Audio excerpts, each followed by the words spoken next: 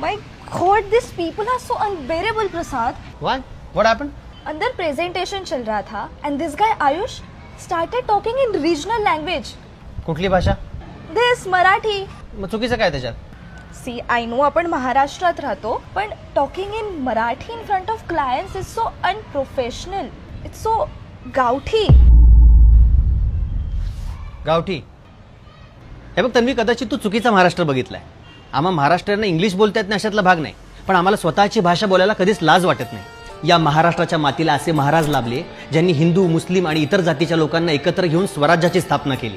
आणि त्यांचा मुलगा छत्रपती संभाजी महाराज, त्यांना 13 भाषा येत होत्या, तरी कुठल्या भाषेचा अपमान नाही केला. अरे बाहेरच्या देशांमध्ये म्युझिकल सिनेमा आत्ता बनतोय, पण आमच्याकडे संगीत नाटकं पूर्वीपासून बनत आली आहेत आणि आजही प्रेक्षक त्याला डोक्यावर घेतात. अरे ह्या जगात स्टँडअप कॉमेडियन्स किती पण असू देत, पण आमच्याकडे सगळ्यांचा बाप होऊन गेलाय, ते म्हणजे पु ल देशपांडे.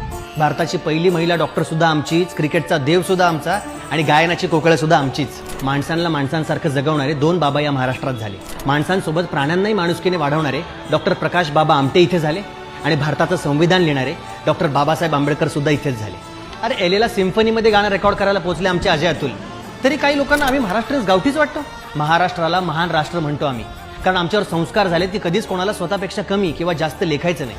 त्यापेक्षा आपल्याला स्वाभिमानाने मिरवणं गरजेचं आहे. समजलं? येतो. जय महाराष्ट्र. जय महाराष्ट्र. आपली भाषा, आपली संस्कृती डोक्यावर मिरवायला शिका, नाहीतर बाहेरचे तुमची जिरवायला येतील.